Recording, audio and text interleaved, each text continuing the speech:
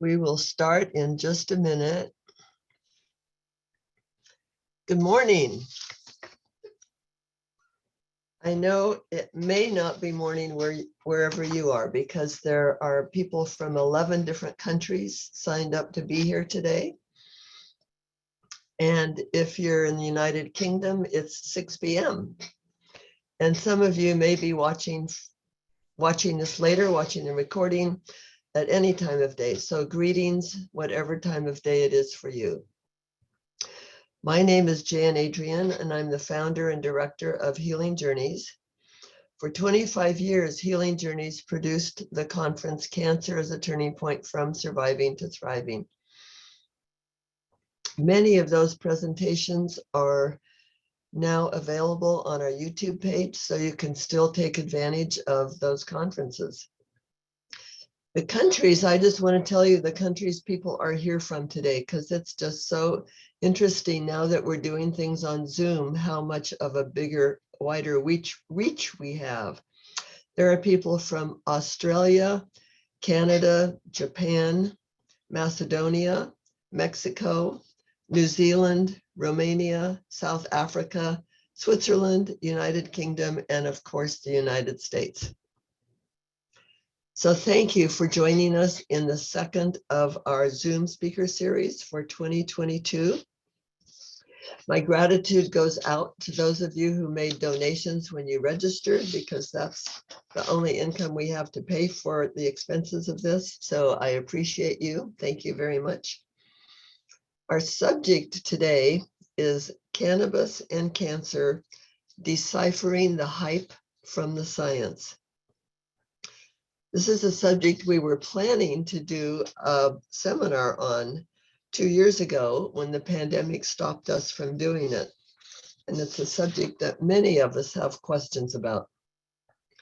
Our speaker today, I need a drink. Hang on just a minute. Hopefully that will help my morning voice. Our speaker today is Steve Ottersberg. Steve has an MS in bioorganic chemistry.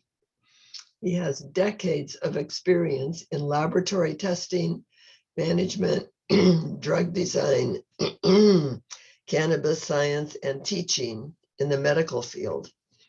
In 2014, Steve founded Green Lab Solutions Company, which is an audited and certified cannabis testing laboratory. I would guess that his interest in cancer came from being married to Nasha Winters, the author of The Metabolic Approach to Cancer. Together, they have facilitated 12 medical cancer retreats. Steve is driven to change the way the world sees cannabis. He's trying to destigmatize the cannabis industry to allow more individuals to benefit from the use of CBD and cannabis for everything from anxiety to sleep to depression and cancer. In this program, Steve will help us understand the language of cannabis. If any of you have gone to a dispensary, you know that they speak a unique language, and in order to get what you want, you have to know that language. I have my own list of questions, and my guess is that you do too, or you wouldn't be here. We will have plenty of time after his presentation for a Q&A, and I would like you to type your questions into the Q&A function. On my computer, it's at the bottom of my screen. It may be somewhere else on your screen, depending on what kind of device you're using. I probably won't be able to keep up with both the chat and the Q&A, so please use the Q&A function for your questions. And Steve, I am now turning it over to you. Thank you so much, Jan. I'm honored to be here with you today. And Nasha sends her love. We both really appreciate you and what you do so much. And you know, in addition to being married to Nasha, my connection with cancer is really deep in my family. My oldest brother was diagnosed with stage 4 pancreatic cancer when I was 16 years old. And that was a pivotal moment in my life. And so Since then, I have dedicated my life to the study of cancer and education on cancer, and cannabis just happens to go hand in hand with that. And my hope today is that I'm not trying to teach anybody to be biochemists here, but I really hope that I can help give everybody that's in attendance today some of the vocabulary, because it turns out that there's a lot of chemistry involved in the cannabis industry. And for those of you that are not chemists, it can be really daunting to navigate the world of cannabis if it's new to you. So let's jump in. There's about 26,000 slides and not enough time to cover them all. So we're going to have to blaze through some of this. And I asked Jan to please stop me along the way and ask questions, because I want this to be interactive. I want this to be delivered in a way that people actually leave with some valuable information that helps them to use cannabis in their cancer journey, because it is a really valuable tool. So just some of my conflict of interest. I've done a lot of consulting in the cannabis industry, and I'm not currently compensated by anybody in the cannabis industry, just so you know that I'm not getting paid to deliver you a biased talk. And so I really feel like there is a lot of bias on both sides of the fence in terms of cannabis. You've been fed a lot of lies from the reefer badness side of the camp. There was a lot of history with the Marijuana Tax Legislation Act of 1937. William Randolph Hearst had a smear campaign against cannabis when he was alive, and DEA defines cannabis as Schedule 1, and the definition of Schedule 1 is there's no currently accepted medical use. And this contraindicates the patent number that I have up here, 6,337,507. This patent is owned by the Department of Health and Human Services. So your government, one branch of your government is telling you the patent has no medical use, and another branch of your government owns the patent on the neuroprotective effects of CBD. So there's conflicting information, which is not uncommon with our government or any government. But just know that you have heard a lot of lies about this, and there is legitimate medical use. And I'm never going to tell you that cannabis cures cancer. You're never going to hear that from me. I think that cannabis is an important thing in the toolbox for an oncologist and the cancer patient, but one of the cannabis industry panacea lies that I will not support is that cannabis cures cancer. Cannabis industry, it's harmless. It's not for everybody. There's a certain subset of people that have genetic predisposition to mental illness. And so I'm not going to tell you that everybody should do cannabis. It's an important tool in your quality of life approach to cancer therapy. And there's a lot of evidence that it's really supportive of other cancer therapies, but it doesn't come without zero harm. And so I urge people to be cautious in their use of cannabis and seek guidance. And there is some potential for abuse. There are people that are genetically predisposed to cannabis abuse, and some of us can do it and function just fine. So here's one of the ironies. I love Bill Murray, and he says that it's quite ironic. The most dangerous thing about weed is getting caught with it. And we'll come back to this because there are some dangers of cannabis, and I want to help people to navigate that and be able to use cannabis safely and effectively. And so when you hear about cannabis, you're going to hear terms like sativa, indica, ruderalis. These are different cultivars of cannabis that are historical, and largely what you're going to find in modern dispensaries today are hybrids of these three strains of cannabis. And so these strains of cannabis have some characteristics. Sativas tend to be associated with mentally stimulating. Artists and musicians love sativas because if you want to sit down and get creative, sativas are really uplifting mentally. Indicas have a characteristic known as couch lock. And indicas are associated with deep body highs that tend to be sedative in nature. And this is why indicas tend to be really good for people with pain, especially pain associated with bone metastasis. And then the ruderalis species are typically associated with hemp. And so those are where a lot of your high CBD strains are going to come from. And so one of the commonalities of all of these three subspecies of cannabis is that they all produce a class of compounds known as cannabinoids. And this is what is the unique property of of the cannabis species is that all of the subspecies of cannabis produce these molecules known as cannabinoids. And don't be afraid of the pictures of the molecules. These are, just think of these as like little Lego models of these molecules. This is how I, as a chemist, understand the shape and structure and function of these. And so this is just a handful of a large number of cannabinoids that have been identified in the cannabis plant. The first one, THC, is which everybody knows cannabis by, was first isolated by Raphael McCollum in Israel in 1963. And THC is known for its euphoric effect, appetite stimulant. It's antiemetic, which means that it blocks nausea. And it's analgesic, which means that it blocks pain transmission. And so appetite stimulant and antiemetic are the two most absolutely valuable things that THC brings to the table, and what makes cannabis such a unique tool in the toolbox of cancer therapies. CBD, often you're going to hear that CBD is non-psychoactive, and that's not true. The psychoactivity of CBD is called anxiolytic, and what anxiolytic means is that it is anti-anxiety. And I can tell you without a doubt that anybody that's associated with somebody with cancer, or if you have cancer, anti-anxiety or the anxiolytic effects of CBD can be absolutely 100% beneficial for you. There's a number of other benefits of CBD, and then there's CBN. CBN is known for its sedative effect. And we'll talk about where CBN comes from. It's not actually a native cannabinoid produced in the plant. It's an oxidation product of THC. And so because CBN is an oxidative product of THC, we run across more CBN in the cooking process. And so we'll talk a little bit about that. Then there's THCV, some of the less known. CBG is the parent of all of the other cannabinoids, and CBC is a pretty rare cannabinoid. But these are a handful of the cannabinoids that I used to analyze in my laboratory when we had the laboratory up and running in Colorado. So let's go. I want everybody to focus on the right at first. Just notice this is a candy thermometer, just like the one that your grandma used.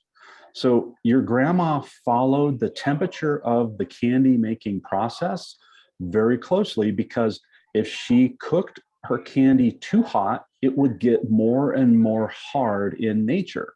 And so I say, if your grandma can learn how to cook candy with the candy thermometer, users learn how to this, just like your grandma did candy. And here's the reason why it's important to understand this, is because the raw form of THC that's produced by the plant is known as THC acid. And THC acid is relatively less psychoactive. And it's estimated that THC acid is about 4 times less psychoactive than THC. And so THC acid rich products, in my opinion, are very valuable for the first time cannabis user, because most cannabis users for the first time don't want to feel that euphoric effect or the high. And so when my mother was 87 years old and diagnosed with advanced stage breast cancer, I prepared THC acid rich products for her because she didn't want to get high. And so one of the first things I want you to understand is this heat activation of raw THC is known as decarboxylation. And so when you go to a dispensary, I want you to be able to have the vocabulary to say, can you provide me with a THC acid rich product, something that is not decarboxylated, because these are really good starting points for the new cannabis user.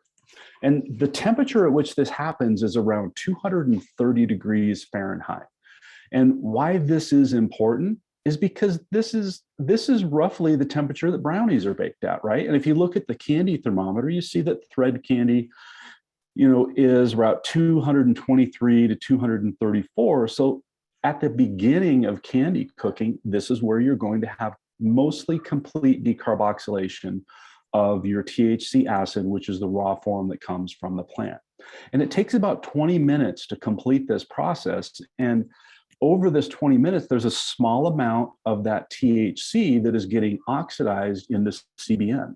And so just understand that CBN as an oxidation product, the more you stir your heated cannabis product, the more oxidation you're going to get. And you're going to get more sedative effects. So if you need help sleeping, a overcooked THC product can be beneficial. So And the picture that I have down on the left, that's commonly how people are decarboxylating THC products, is just by putting them into the oven. You don't necessarily need any kind of special apparatus to decarboxylate your raw THC. You just need to bake it in the oven for about 20 minutes around 230 degrees Fahrenheit.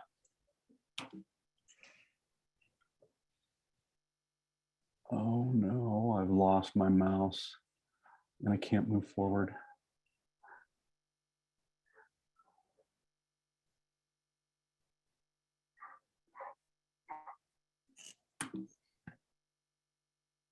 Oh, there we go. Sorry about that little Zoom technical difficulty. You'd think after 2 years in the pandemic, I'd have Zoom figured out by now, right? There we go. Now we're moving forward. Okay, so another thing to understand about the cooking process is that most of the terpenoids in the plant are lower boiling than THC, and a lot of them are going to boil, unless I want to go back just for a second. Keep this number in your mind. 110 degrees Celsius is 230 Fahrenheit. And notice that the terpenoids, I list them by boiling point because that's how I analyze the terpenoids in the lab. And part of the next few slides is I just want to demystify the word terpenoids. So terpenoids, you all know them. These are the flavor and aroma components of all of the plant kingdom. There's about 30,000 characterized terpenoids produced by the plant kingdom, and you know them from things like alpha pinene on the upper left. There is the characteristic cedarwood pine sharp smell of the pine family. Camphene is that mothball smell that a lot of herbs have. And these compounds are produced by the plant for various reasons. The cannabinoids are produced by the plant largely as a sunscreen. And so cannabis growers will often expose their plants to intense light to up the cannabinoid production. And the terpenoids are generally produced by plants as scent attractants for pollinators. So bees can smell terpenoids for miles, and the bees are attracted to the plants that are producing terpenoids because the bees and the butterflies are looking for the nectar, and they pollinate the plant. And so there's a relationship that the terpenoids have with the pollinating. But I think there's a relationship that the plants have with us that attracts us to the cannabis plant, because this is what characterizes the different strains of cannabis, is these terpenoids. And so I want to just go through some more of these and notice. So the way that these pages are laid out, I have my symbol for alpha pinene, the molecule, the boiling point, and the words cedarwood, pine, and sharp. This comes from these are the flavor and aroma standard characterizations of these plant essential oils, and they have some of the physiological effects. You can notice a lot of these terpenoids have anti-inflammatory properties. Some of them are stimulants, some of them are sedative in nature, some of them are analgesic, meaning that they are blocking pain transmission. Some of them are anti-inflammatory. So the terpenoids have physiological effects that can be additive, or they can be inhibitive of the effects of the cannabinoids. And that's really important to understand, because this is what allows us to have different effects from different types of cannabis strains and different types of cannabis preparations. So humulene, you know alpha humulene from hops. It has a woody, earthy, hoppy smell. Linalool is the characteristic odor of lavender. And a raise of hands, about 1 in 70 or 80 people is absolutely turned off by the smell of lavender. Most people love the smell of lavender. It's calming, and it's not sedative necessarily in effect, but people, lavender is calming, and a small percentage of people, lavender is offensive, just like cilantro. The flavor of cilantro for most people is pleasant, and for a small percentage of people, the flavor of cilantro is offensive, tastes like soap. So I want you to see the images of some of the plants that contain these terpenoids, because I want you to recognize that you can modify the effects of cannabis with the herbs that you use in cooking. Limonene. Limonene is on the upper left. This is a very special terpenoid. You all know limonene because it's the major aroma component of the citrus family. The smell of limes and lemons is largely derived from the terpenoid limonene. Limonene has a lot of data. If you go to like Memorial Sloan Kettering, there's a page on limonene and cancer, and there are hundreds of studies on limonene and cancer prevention. Limonene, in a study in Japan, this was a study in Japan that was done in a mental institution. So these are institutionalized people. You have to be on a large amount of pharmaceuticals to be institutionalized in a mental institution. In this study in Japan, what they did is they put limonene oil on a cotton ball, and they had these patients smell limonene on a cotton ball 3 or 4 times a day. And the vast majority of these patients reduced their intake of their antipsychotics. Limonene has a really calming effect on the brain. And this is part of the reason when you walk down the cleaning products aisle in the grocery store, the 2 major aromas that are natural that you're going to smell are limonene, citrus, and pine. These 2 aromas, and I forgot to mention earlier, when you think about pine forest, does anybody recall walking through a pine forest and being offended or angry? There's something calming and just generally good for your sense of well-being to smell the smell of pine. Ocimene is found in oregano and in rosemary and in marigold. Marigold is a really unique flavor and unique aroma. And one of the primary properties of ocimene in the cannabis world and the plant world is to repel insects. Okay, myrcene and caryophyllene. I want to really highlight these 2 because they're really important. So myrcene is the terpenoid that is characteristic of the indica strains. And remember I said the indica strains have that characteristic of couch lock. The properties of myrcene are really important for pain because myrcene has an additive effect with THC, where limonene has an inhibitive effect with the effects of THC. It's really important to understand because limonene and pinene are 2 of the stimulant terpenoids, and they're found in the sativa strains. And so you tend to have less of an intense high with the sativa strains. And if you combine enough limonene with THC, it will antidote the effects of THC. Really important to understand that, because if you get too much THC, it's going to make you paranoid. And it's a really horrible feeling when you have too much THC. You can reverse that feeling with lemon peel or lime peel in a cup of hot water. Really important. And we'll come back to that at the end when we talk about the toolkit. And so back to myrcene. Myrcene is found in a lot of the really pungent herbs. And because it binds to opiate receptors, and this has been established in the laboratory, the effects of myrcene can be blocked with the drug naltrexone. And naltrexone is what is given to people when they overdose on opiates. So we know that myrcene has opiate receptor binding properties. And so THC and the other cannabinoids have analgesic or pain relieving properties. Myrcene is additive with that, and it potentiates the opiate receptor binding properties of the cannabinoids. So it's really important for pain.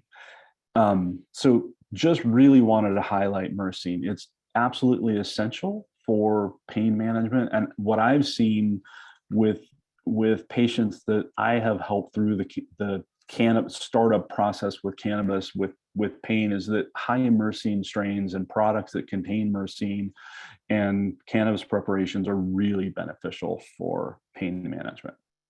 And then there's beta carotene. Can I interrupt you just for a minute? Absolutely, please. For 2 things. A question came in saying that you kind of froze before, and they want to know what was the reference page on cancer. And I'm not sure what that means, a reference page on cancer. Just to let you know, periodically your voice just for a minute, sounds like you're going underwater and then it comes back again. So there are just a few words that we don't understand. And then I have another, because you're talking so much about terpenes, and I'm not clear whether terpenes are in the cannabinoid product and we need to look for certain terpenes in the product, or is this something you add to the cannabinoid product? That's a great question. And it depends on the preparation of the cannabis product. And so in future slides, we're going to talk about different forms of administration of cannabis. And we'll talk about which ones naturally contain terpene. The raw cannabis contains the terpenoids naturally. And you can add terpenoids to your cannabis products. And it's as simple as adding culinary herbs to, so you can consume cardamom or lemongrass and get extra benefit from myrcene as you are consuming a myrcene-rich cannabis product. Does that make sense? Mm-hmm. And that's Yes. It's a really great clarification, because that was the whole purpose of me showing these slides, is I want people to understand your culinary herbs and your medicinal herbs can be used in addition to cannabis in a very beautiful synergistic way. And that's why I really want to demystify the terpenoids. I want you to recognize that they're found in your kitchen. And you can potentiate or moderate the effects of cannabis with things that you already have in your kitchen. Okay, so beta caryophyllene, this is something that is found in cloves. It's found in shiso leaves. That's the purple leaf on the bottom right. It's found in rosemary, and it's found in black pepper. And beta caryophyllene is a terpenoid, but it's also known as a cannabinoid because it binds to the CB2 receptor. And so we'll be talking about the receptors in a couple more slides, but I want to make sure that people understand that these terpenoids, some of them actually have cannabinoid receptor binding properties that potentiate the effects of cannabis, and all of them are found in your culinary herbs. Okay, so we're out of the terpenoids now. The methods of administration, it's important to understand most people are familiar with inhalation of cannabis, and there's mixed acceptance of inhalation of cannabis being part of your lungs, depending on how it's approached. Not everybody likes to smoke, and some people love the ritual of smoking cannabis. The benefit of inhalation is a very rapid onset of action. It's very predictable. There's a 3 to 4 hour half-life of THC when you inhale THC, and the duration of action is relatively consistent for the inhalation of THC in cannabis preparations. Oral is not as predictable. Highly variable onset of action from oral cannabis consumption. And this is mostly directed at THC. There's first pass metabolism of THC in the liver by enzymes known as the cytochrome 2C9. And the nature of cytochrome 2C9 is they're highly variable, meaning there are ultra slow variants. There are slow variants. There's kind of slow. There's slow, there's normal, and then there's kind of fast, really fast, super fast, and ultra fast. There's about 13 different variations of the cytochrome 2C9, which makes the onset of action and the duration of action highly variable for oral consumption. And so there are drawbacks to this and there are benefits to this. So for a first-time cannabis user, I always recommend to avoid edibles, because if you consume an edible and you've never consumed cannabis before and you get too high of a dose and you're an ultra fast variant of cytochrome 2C9, you can have a really bad experience that can last up to 72 hours. And so I always recommend that oral cannabis users start out with CBD because it doesn't have this problem. CBD is not psychoactive, but it kind of helps to prep your body for the consumption of THC. And we'll come back to this. I'm going to talk a little bit more about how to start cannabis for somebody who is a first-time user in terms of how to use THC and CBD together to make it more tolerable. But just know oral consumption of cannabis can be challenging. If you are experiencing bone pain or body pain from metastasis, this 72-hour duration of effect of cannabis can be really, really helpful. And when you're in that much pain, the fact that you're high probably doesn't matter. And so that's the balance between the oral consumption. Is for first-time users that don't want to be high for 72 hours, it can be challenging. But if being high is better than being in pain, and you're experiencing a lot of pain, that 72-hour duration can be really, really a good thing. And so I just want people to understand that oral consumption of cannabis should be approached with caution. In the state of Colorado, there's actually a new emergency room diagnosis that's called temporary marijuana-induced psychoses. Because when you consume too much THC orally, it makes you paranoid and you think that you're going to die. And it's believable. I mean, people really think they're going to die when they're in this cannabis-induced psychoses. It's temporary and it's reversible, but you don't want to experience it. And my hope is that by the end of this talk, you'll understand how to approach it as a first-time user, to go slow, wait a long time before redosing, so that you don't have to experience the negative side effects of oral consumption. So, Steve, a question related to that, just while we're on the subject. Yep. You're saying that there are temporary problems, but someone says, can oral intake of THC be actually harmful to the liver or other organs? So is there any kind of permanent damage that comes from that?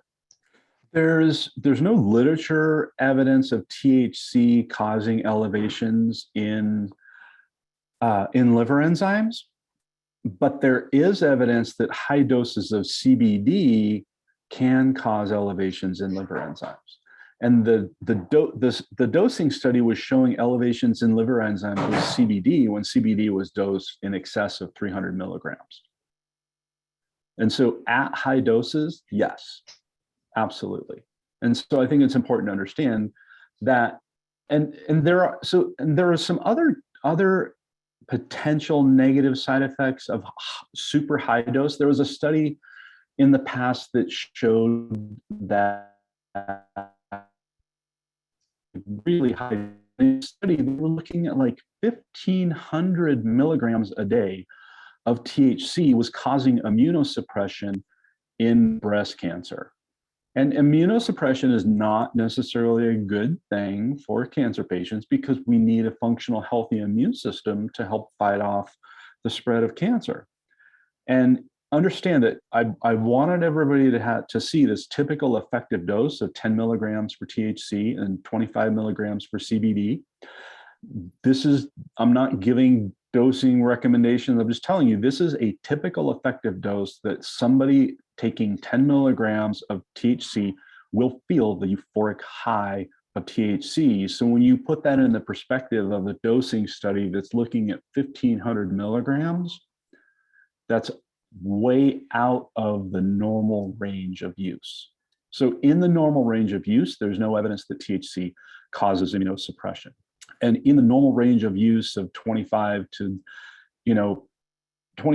like 125 milligrams a day of CBD, there's no evidence of elevated liver enzymes. And so there are other uses of CBD, for instance, in epilepsy.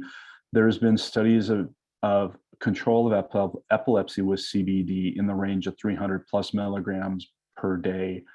And in those populations, there was no sign of elevated liver enzymes.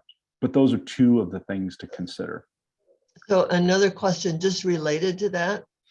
If you smoke 1 gram of bud with 100 THC, or if you consume orally, is it the same effect? No. So inhalation, so number one, you have to understand when you inhale, if it is a heated, there are ways to do inhalation without heat, but most people don't have access to that technology. So the typical technology that people are using to inhale are, let's just go to the next slide. When you inhale, you're either smoking, vaping, dabbing, or you're smoking through a bong. Under these conditions, the THC is heated to the plant material, or the oil is heated to the boiling point of THC. And when THC boils into a vapor, you inhale it, and in your lungs, it goes largely straight to the brain. And because of that, the onset of action is completely different than if you eat it. If you eat any preparation of cannabis, it takes time for your body to absorb fat soluble compounds, because there's an entire mechanism of fat transporters that are produced in your gut that bring fat soluble compounds in. Then they have to go from your gut to the liver. And once in the liver, the fat soluble compounds can go through what's known as first pass metabolism. And so there's almost always a lag time between when you orally consume cannabis and when you inhale it.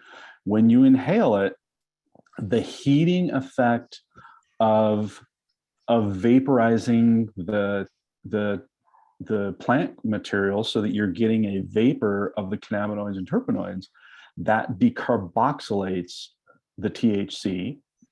So remember that THC acid, the raw form, is about 4 times less psychoactive.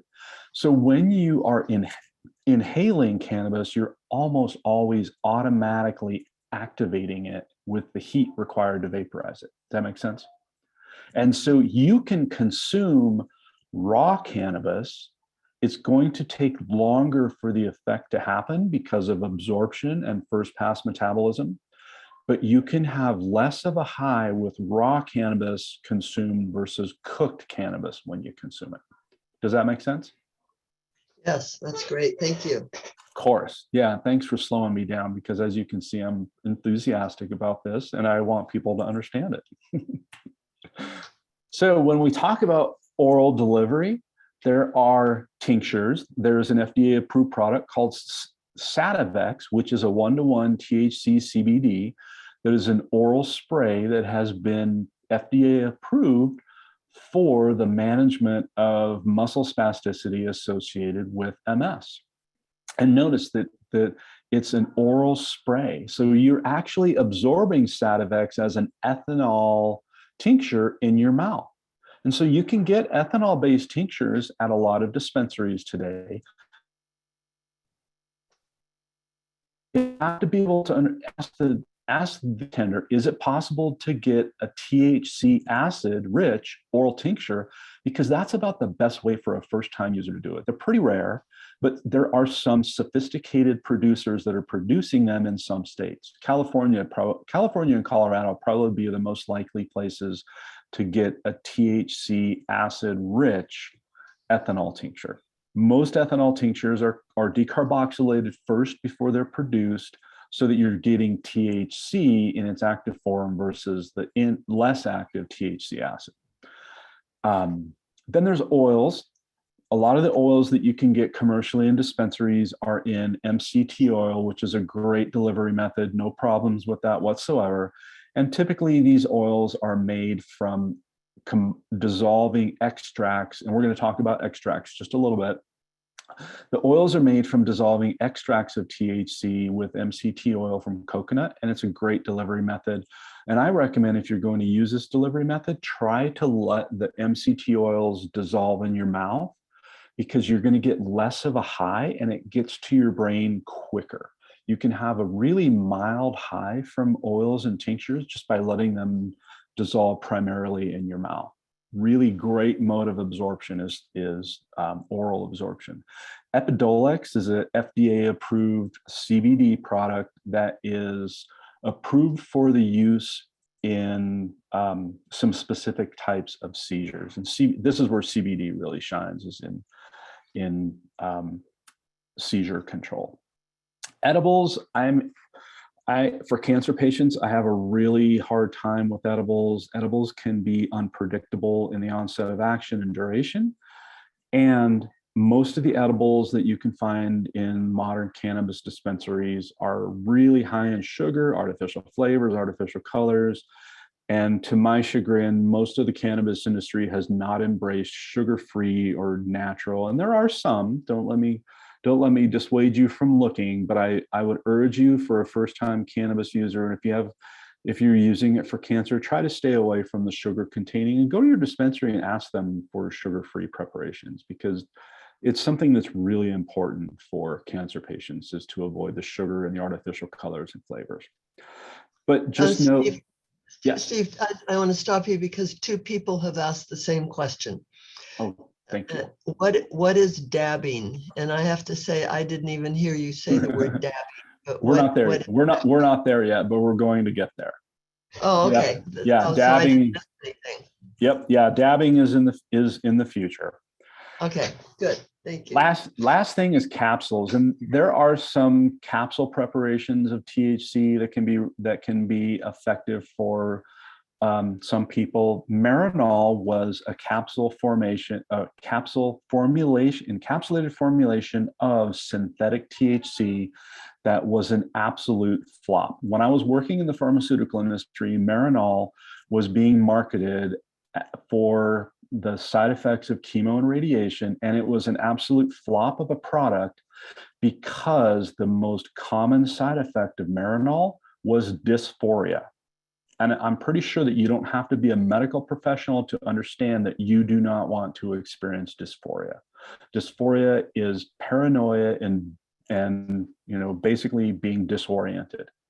It's not a good feeling. And so I don't recommend Marinol. And this is the reason, is because Marinol is just synthetic THC.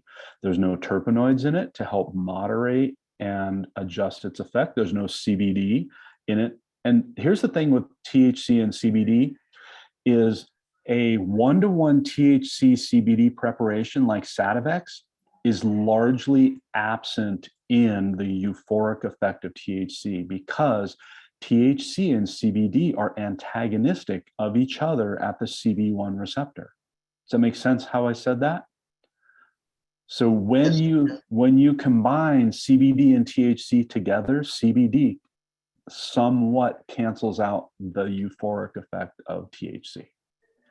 And so for most people, a 1-to-1 CBD THC ratio product is a great place to start, because it has less psychoactivity than a full THC product does.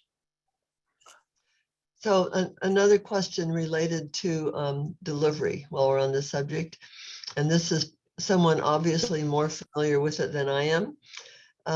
Can you elaborate on the difference in distillate commonly found in recreational and even medical dispensaries, and full plant with a full terpene cannabinoid profile?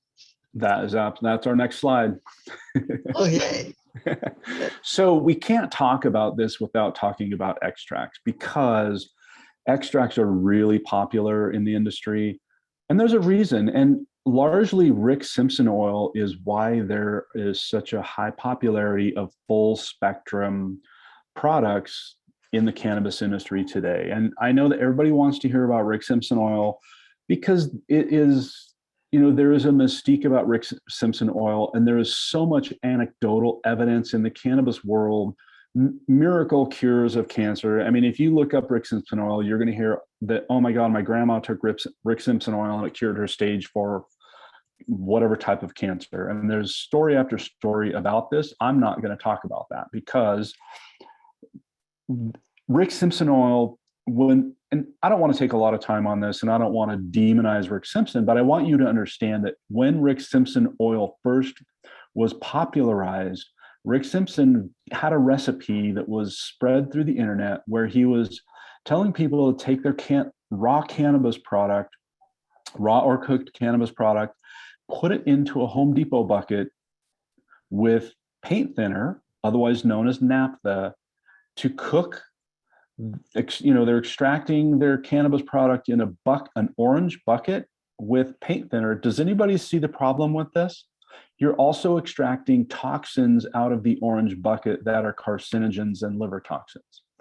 Then what they do is they will filter the plant material out of this crude extract and boil the paint thinner off with the rice cooker. Now, to me, as a pharmaceutically, a drug design chemist, this is crackhead backyard chemistry that should be illegal. Thank God for today, you can get full spectrum, raw, terpenoid and cannabinoid rich extracts without the use of Home Depot buckets and produced in stainless steel glass or glassware that is safe. And there are reputable full spectrum, they call them RSO oils, that are produced in ethanol today by reputable manufacturers that are safe. When you purchase extracts, you have to ask, are they produced in CO2? Are they produced in butane? Are they produced in other solvents like ethanol, heptane, or even Freon? Yes, there are crackheads out there that are producing extracts in Freon. And when you purchase these, ask if you can see the testing on the potency of these, because they can be incredibly potent. You want to know, are they predominantly THC, or are they a balance of THC and THC acid? Because it's possible to produce extracts in CO2 that are primarily THC acid that are much easier on first-time users. And so it really gets nuanced when you start talking about extracts. But you have to ask about potency, what the cannabinoid profile is. Is there terpenoid testing done on your full spectrum extract? And is there residual solvents testing done on this extract? Is there mycotoxin testing done on this extract? And is there pesticide testing done on this extract? In most of the licensed states, all of this testing is required for it to get into a legal dispensary. In California, there are some illegal dispensaries that are still operating that are not testing any of this, and you could still get old school crackhead Rick Simpson oil at the illegal dispensaries, or from that guy that lives down the street that is not working under licensing. And this is my shout out to licensing. There are many issues with licensing and regulation in the states that are not perfect, but the intent of licensing and certification of cannabis production and cultivation facilities is in the name of safety. It's important for you to understand that most states have regulations that keep unsafe products out of the dispensaries. And I can't express enough how important it is that if you're not going to grow it yourself, don't assume that it's safe if it's not from a legal regulated cultivation facility or manufacturing facility. So when you look at extracts, there's full spectrum extracts that have less THC. They typically are from 60 to 80%. They vary in color. They can be green, they can be brown, blackish. The winterizing process is the removal of the waxes and the chlorophyll. That can increase the percentage of THC up into the 70 to 90% range. And then there's distillates. Winterization and distillation tend to remove most of the terpenoids. And by the time you get to a distillate, it's so high in THC that you get almost none of the terpenoids whatsoever. And for producing a product like a gummy, that can be really beneficial, but recognize that if you need the added benefits of myrcene for pain relief, or if you need the added benefits of pinene or limonene for the moderation of the effects of THC, you're not going to get that in a distillate. Distillates are pretty much stripped of terpenoids. You can add them in, and it's great because today you can actually buy terpenoids. There's a company in Portland, Oregon called True Terpenes that you can buy purified plant terpenes that are coming from culinary and medicinal herbs other than cannabis. So you can order terpenes to add to your distillates that can be really beneficial for your experience as a cannabis user if you choose to use extracts. Okay, and we didn't talk about dabbing. Well, dabbing was on here and I forgot to talk about it. So everybody knows what a joint looks like. Most people know what pipes look like. Not everybody probably knows what a vaporizer for oils looks like. A lot of people may know what a bong looks like, but a dab rig is a specialized piece of glassware that people use to smoke extracts. And I don't think that a lot of cannabis users are going to tend to be dabbers, because this is, the people that are typically doing dabbing are people that are long-time cannabis users that have a relatively high tolerance to cannabis, and they need much higher doses. And really, the dabbing is a way to deliver really high potency extracts in high concentration really quickly. And so there may be people that are cannabis users for cancer that might be dabbing, but for the most part, I wouldn't expect most people to be using it, because there's so much THC that's delivered so rapidly. And I hope that answered the question about dabbing. Yeah, and a few more questions, because it's technically this was supposed to be an hour and we have 10 minutes left. Yep. And somebody says, how long is this broadcast? I don't want to leave early, but might have to for another Zoom call. So I want everybody to know that this is being recorded. And if you have to leave early, we will send you the recording so you can watch the end of it so you don't miss it. Great, thank you. And then somebody else says, what's the best combination for pain? Well, that depends on your tolerance of THC. So remember that THC is analgesic, myrcene, the terpenoid, is analgesic, CBD is analgesic, but there's no best combination because everybody is genetically unique. We all have unique cannabinoid receptor expression. We all have unique expression in our endocannabinoid system. And this is my hope with the next couple slides, is to get people to understand that we are physiologically built for cannabinoids. We express receptors for cannabinoids, and we produce compounds known as endocannabinoids. And so there is no one size fits all. Some of us produce more CB2 receptors than others. Some of us produce more CB1 receptor than others. The CB1 receptor is what we associate with the neurological effects of cannabis. So appetite and inflammation, pain, these things are all associated with the CB1 receptor. The CB2 receptor is less well known, and the CB2 receptor is more associated with the inflammatory and immune properties of cannabinoids. And you have to understand that our body produces these receptors in many different organ systems. And because of that, cannabis affects your whole body. It doesn't just affect your mind. It affects your immune system. It affects your body's utilization of metabolites like fat and sugar. It affects inflammation, affects gut motility. It affects gut permeability. There are many of what we call homeostatic mechanisms in the human body. And what I mean by homeostatic is it helps you to just regulate your basic physiological functions.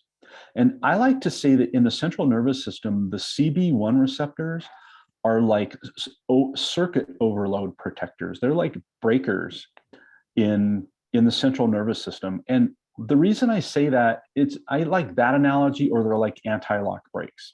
The CB1 receptor in the central nervous system modulates nerve transduction. And so remember that nerve transduction is based on the expression of neurotransmitters, where we have excitatory neurotransmitters and we have inhibitory neurotransmitters.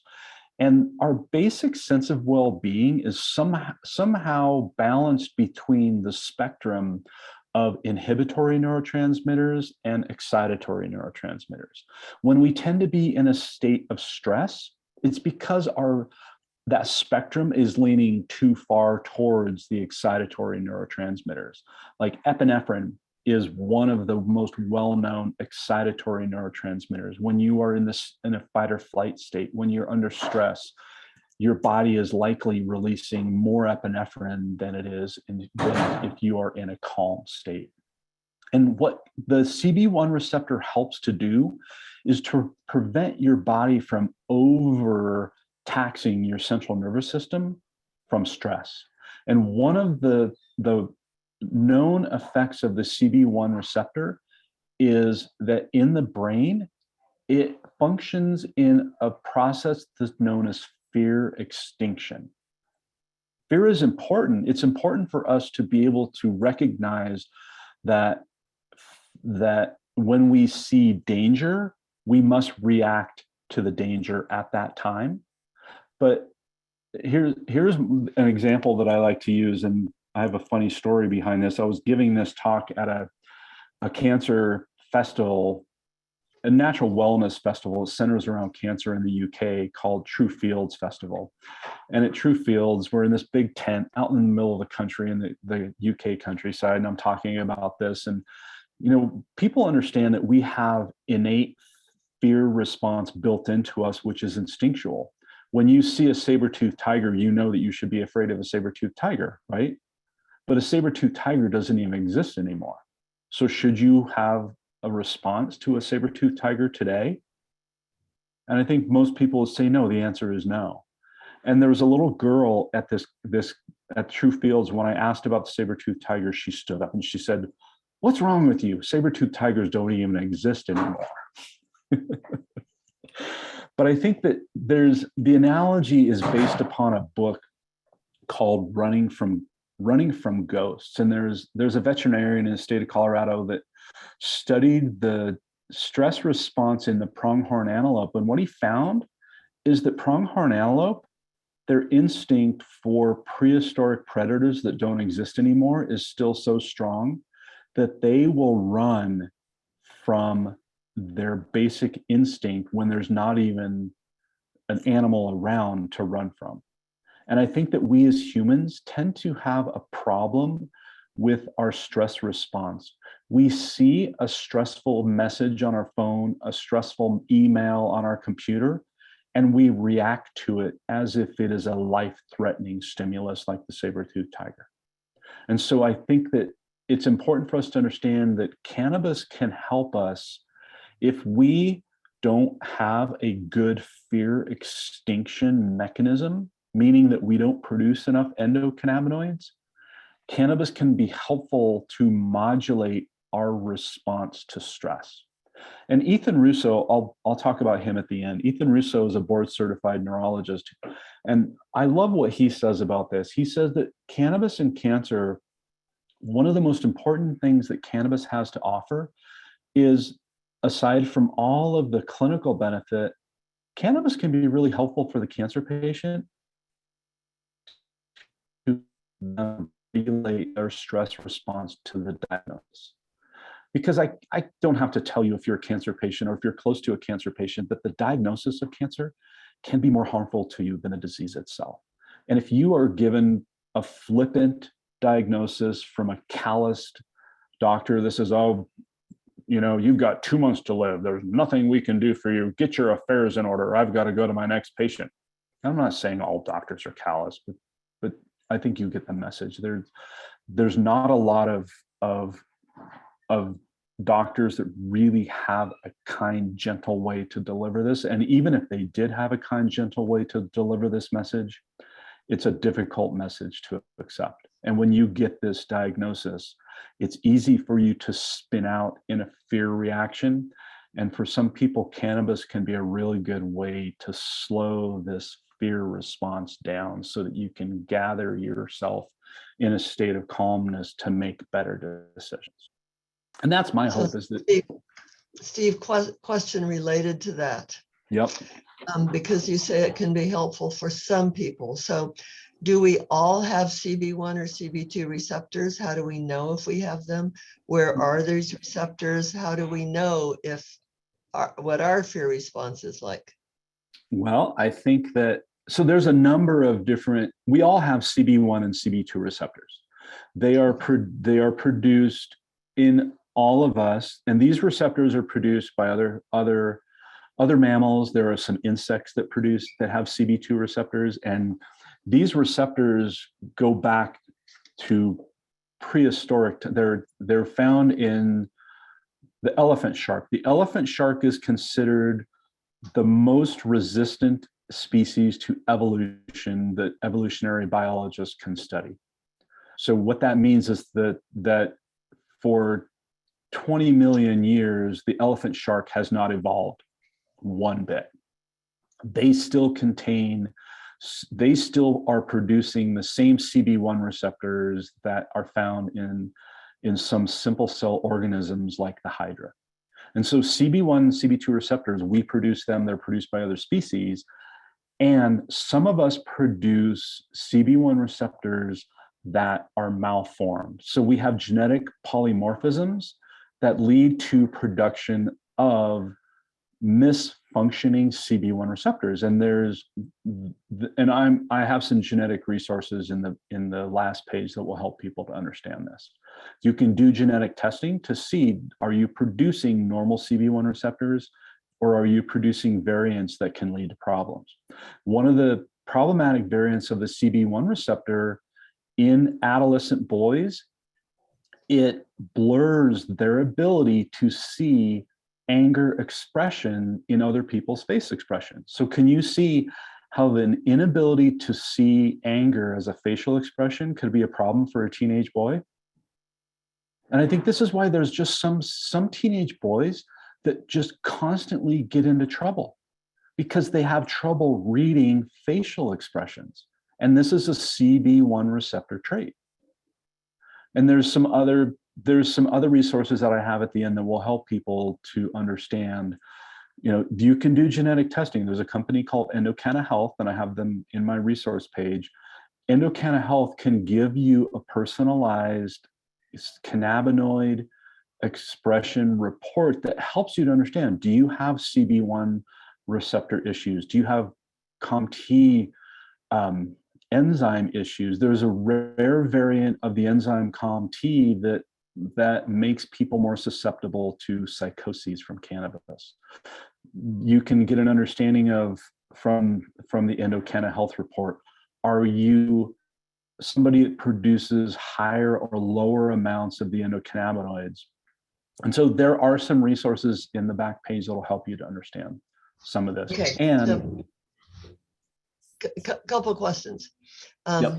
Quickly, because we've just passed 11 o'clock, how long till we get to the last page? About how much more time? There's just 2 or 3 more slides. Okay, good. And then there are 2 questions about sleep already, so I want to make sure you cover that. What is the best way to take cannabis to help with sleep? And are there any side effects of taking cannabis to help with sleep, such as being hungover or fuzzy-headed in the morning? Yep, great questions. I want to move forward through the endocannabinoid system, and then I'll come back to sleep. And in the last 2 slides, I will give some general recommendations about how to approach the consumption of cannabis from a cannabis first-time user approach, so that you can explore, how does cannabis affect you on a day-to-day basis? How do you use it on a day-to-day basis so you can improve things like sleep? So we'll come back to that. I want to give a very short overview of the endocannabinoid system. Endocannabinoids are derived from dietary fatty acids. And in mouse studies, there's a researcher in France who has shown in mice that omega-3 deficient mice lose endocannabinoid mediated neuroplasticity. So just mentally raise your hand if you want more neuroplasticity. I want more neuroplasticity because I want to be able to think better and problem solve better. And it turns out that this is why EPA and DHA are so beneficial as neuroprotective essential fatty acids. And neuroplasticity is one of the very important benefits that our endocannabinoid system mediates in our brain. Endocannabinoid system modulates neurotransmission. So these endocannabinoids that are produced from our essential fatty acids, they help our central nervous system from being damaged by stress and fear. The endocannabinoid system maintains the blood-brain barrier and the gut barrier. If your blood-brain barrier is challenged from toxins or from chemo or radiation, it's hard for you to have normal neurological function, and it can lead to really difficulty with emotional expression. And this is one of the big challenges with chemo. They call it chemo brain. And these oxidative therapies that tend to be challenging on your blood-brain barrier, the endocannabinoid system can help repair that. Pain transmission, the endocannabinoid system helps our body to slow down pain transmission. And our endocannabinoid system modulates immune function. And so for people that have autoimmune conditions, cannabinoid therapies can be really helpful. With this in mind, I don't want people to get too caught up in this slide, but I just want you, if you want to read more about how food influences, this is it's a kind of science, a deep science-based article, but it talks a lot about how we have evolved with the food that we eat. And I want people just to bring all of this home to food. I want you to remember that it's the type of fat that you consume matters. If you eat too many omega-6s, you're going to disrupt your normal endocannabinoid system. The spices that you consume help your body to manage the endocannabinoid system. Terpenoids like beta-caryophyllene and limonene are really helpful for immune function. And remember, limonene from lemon and lime can help you to moderate the effects of THC, so you can make an unpleasant situation better if you go too far with THC. There's a connection with the microbiome. We definitely don't have the time to go into that, but just know that when you consume herbs, they are going to help you to have a better, more positive effect with consumption of cannabis. So culinary herbs and medicinal herbs are always beneficial with the consumption of cannabis. So the first time cannabis toolkit. So number one, cod liver oil, EPA and DHA should be something that you include in your toolkit for cannabis. It's something that you need with each passing year anyway, because these help to maintain better neurological function as we age. They're beneficial for cancer patients for a number of reasons. You should avoid omega-6 fatty acids. Remember I told you about Oliver Manzoni's studies with mice. Omega-6 rich diets decrease endocannabinoid-mediated neuroplasticity. They're inflammatory in nature, and you don't get enough omega-3s in your diet. I can't stress to you that enough. If you have cancer, part of the many things, and the thing you have to understand about cancer is, if you have cancer, there's probably 100 different things that contributed to you getting cancer. And you may never know all of them. You probably won't, but there's not one thing to get you out of a multifactorial disease. There's not a silver bullet. You have to do many, many different things in order for you to get your body out of the cancering state. Before you consume cannabis, I would recommend that you stop consuming sugar. It's a dopamine deranging agent that is as addictive as cocaine. It causes the same type of dopamine rush in your brain that cocaine does, and it pushes your body towards a metabolic state that favors cancer. There's nothing good that will come out of sugar consumption. If you are consuming large amounts of sugar and you try cannabis for the first time, I can almost guarantee you that you're going to have a negative response. If you eliminate sugar from your diet, you're giving yourself one more chance to have a better response to cannabis. The other dopamine deranging things in your life are things like television and TV, computer screens, mobile device screens. When you have flashing lights, quickly changing light and dark, whatever the source is from, it deranges your dopamine system in your brain. And this is why people with seizures and autistic kids can't really watch TV without putting their brain into a spastic state. So if you want to support a healthy use of cannabis, turn off your TV, throw it away, limit your screen time, limit your time on your phone. None of these things are doing your fear response any good other than provoking a fear response. When you think about how dopamine and epinephrine are tied into the fear response, anything that stimulates dopamine is going to put you into a state of being more susceptible to getting stuck in a fear response that you can't turn off.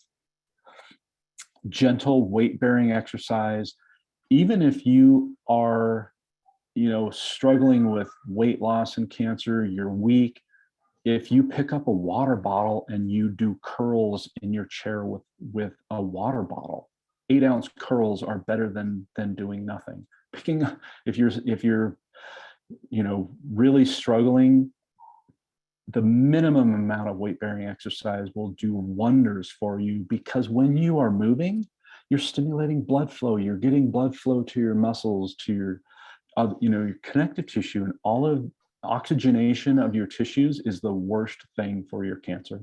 Cancer hates oxygen. Regular sleep patterns. So let's talk a little bit about cannabis and sleep. For some people, THC can be absolutely miraculous for sleep.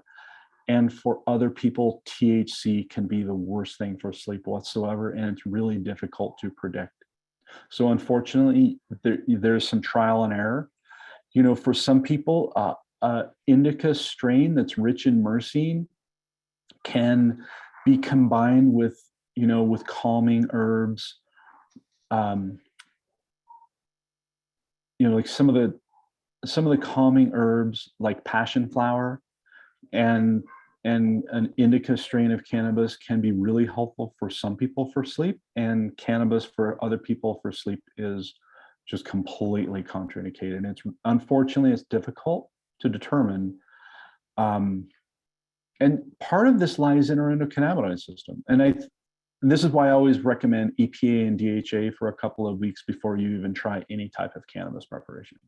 Because for some people, just minimizing your omega-6 fatty acids and increasing your EPA and DHA consumption can make cannabis helpful for you for sleep. And unfortunately, there's not any easy way to determine who's going to benefit from cannabis from sleep or not. But regular sleep patterns, if you have a tendency of staying up way past midnight and sleeping in late, this disrupts your body's normal circadian rhythm as it's tied to the sun. And there's a lot of research showing how normal sleep that is in sync with the sun is really beneficial for preventing and reversing chronic diseases of all kinds, not just cancer, but sleep derangement and being out of phase with circadian rhythms is just damaging to the body in general. So if you can, try to sleep as many hours before midnight as you can, and try to get up shortly before sunrise if you can. That being in phase with the sun can have a really positive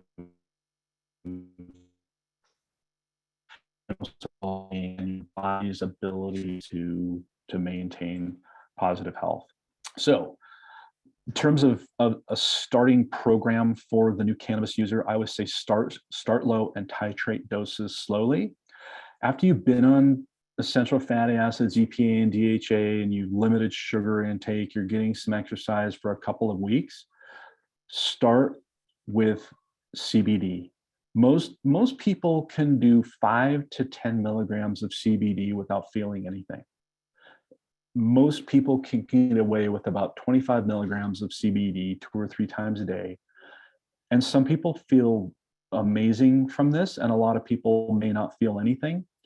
But CBD has so many positive effects in the human body, and you don't feel high from it. It's not going to make you paranoid. There's a very, very small amount of people, I would say less than a percent of the human population feels anxiety from higher doses of CBD.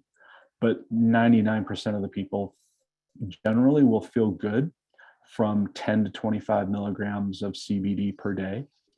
And I always recommend CBD for a week or two before first time use of THC. For your first time use of THC, 2.5 milligrams, which is a quarter of the normal dose of THC, is what I would recommend to start, and wait for 2 hours. The biggest mistake that people have with THC is, oh, I ate a 10 milligram gummy and I didn't feel anything. So 5 minutes later, I ate another one. And then 5 minutes later, I ate a third. Well, you just put down 30 milligrams of THC. And if it takes you 30 minutes to feel that, in 40 minutes, you're going to be so high, you're not going to even want to be alive anymore. It can be horrible, the feeling that you have when you consume that much THC. So understand, if it takes 20 minutes onset of action for THC, and you triple your dose in 10 minutes, you haven't even given that THC an opportunity to get to your brain yet. When you consume oral THC, it's absorbed faster if you consume fat with it. And so, eat fat bombs with your THC because it helps you to absorb it more quickly. Wait. If you consume THC orally and you don't feel anything, I don't care what is going through your mind, wait 2 hours before you dose it again. Make sure that you're paying attention to how much you're taking.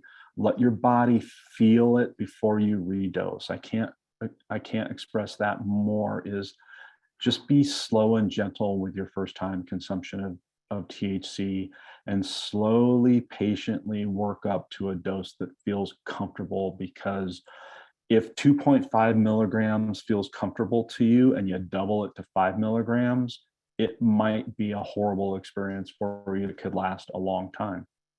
But if 2.5 milligrams feels good and you can feel something, if you take 2.5 milligrams and you feel relief from your pain, you feel relief from your anxiety, stop.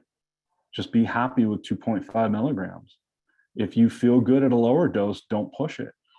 If you don't feel relief from pain at 2.5 after 2 hours, then redose another 2.5 milligrams. Give it another hour and then redose again. But absolutely go slow with your first experimental doses of THC. And have lemon peel or cinnamon oil on hand for rescue. These two, lemon peel or lime peel in a cup of hot water, can be absolutely miraculous for reversing the effects of too much THC. And I've had emergency room doctors contact me after speaking at a conference, and they said, I was blown away. You're absolutely right.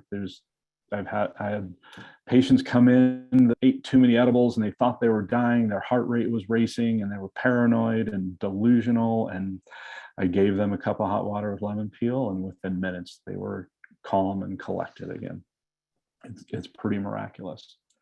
And so, Steve, yes. Question about shelf life. The question here is, does raw THC oil get old or rancid? How long can I keep it around? And I have the same question for cannabis. If somebody gives me last year's, what they got last year, is it still good this year? How long is it good?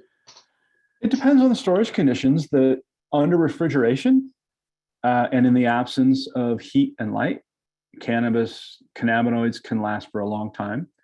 Over time, the first thing that's going to happen is the terpenoids are going to evaporate off, and the cannabinoids won't necessarily evaporate off, but THC oxidizes to produce CBN. And so if you have an old bag of cannabis flower that's been sitting in a hot place that's exposed to oxygen, it's likely going to make you drowsy. And for some people, CBN can be great. If you're having trouble with sleep, that's one of the things that you might want to try is a CBN rich product. And in the lab, a lot of, most of the ways that they're doing it is they're taking a THC extract and they're exposing it to oxygen at higher temperatures. I mean, basically just by stirring a hot extract of THC, you can convert it into CBN. And so the shelf life depends on the conditions, but I would say in 9 months, you're going to see significant degradation of raw THC into CBN. Thank you. And another question, how can we dose low-dose naltrexone with CBD? Do they have to be taken at separate times and how far apart? They shouldn't have to be taken separately. Now, low dose naltrexone, because it's low dose, it's not going to effectively block myrcene. So you should still get some of the effects of myrcene, sort of the indica strains, but just know that you probably are not going to feel as much. But the other thing about pain transmission and low dose naltrexone is what low dose naltrexone does is it partially blocks the opiate receptor so that the opiate receptor is upregulated. So you produce more opiate receptors, and when you produce more opiate receptors, you can have a greater response to your endogenous opiates like endorphins. Does that make sense? And so you can take them together, but and because low dose naltrexone is not pharmacologically blocking pain transmission through opiate receptors, there shouldn't be a problem. But just know that everybody's different, and if you are taking low dose naltrexone, you probably are not going to have any issues with combining that with CBD, but just pay attention to how you feel. Thank you. Of course. And that jogged one more thing that I thought was important, and now it's gone. Well, here are some of the resources. So Dr. Bonnie Goldstein is an MD in the Los Angeles area. She's written a book, Cannabis as Medicine, which I think is a great resource for patients. She primarily focuses on pediatrics, so you may not be able to get in to see her unless you are a pediatric patient. Ethan Russo is board certified neurologist. The lower link, that NCBI PMC article, that's a publication that he published called Taming THC, and he talks, it's really, I think that it's okay for the general public, but it's really written for medical professionals, but it describes the interactions between cannabinoids and terpenoids and a concept that's known as the entourage effect. And I would recommend, you know, a non-scientist to read this article. You may not understand all of it, but I think it'll help you to understand why I talk so in depth about terpenoids in the discussion, in the context of cannabis, because the terpenoids are really important in how the effects of cannabis are felt. And then Dr. Uma Dhanabalan, she is just a gem of a human being. She does phone consults, and you can get to her through her Total Health Care THC.com website. Just a wealth of information. She's a board certified MD as well. Donald Abrams is a cannabis researcher at UC, and he has a couple of publications. Most of his stuff is directed towards medical professionals, so I don't know that he has a lot for the available for patient resources. United Patients Group is a really great resource for referrals for patients. John Malenka is just a gem of a human being. He's who founded and runs United Patients Group, and he brings together patients with people who are able to help cannabis patients through the process, medical professionals and coaches and definite, you know, different resources for first-time cannabis users. And he's got personal experience with cancer, so his heart is in it for sure. Endocanna Health is the genetic testing company that I spoke of. You can do saliva samples with Endocanna Health, and they will give you a genetic report that will help you to understand how your specific genetic makeup might influence your response to different cannabis preparations. And Endocanna Health is really trying to take it to the next level to help people to understand what is a specific cannabis formulation that might be good for me. And so Endocanna Health it's experimental, and it's, it's in its infancy, but it can be really helpful for you to understand what your CB1 receptor genotype is, what your COMT genotype is, and what your cytochrome genotype is, and how that might predict your outcome with cancer, or pardon me, your outcome with cannabis consumption.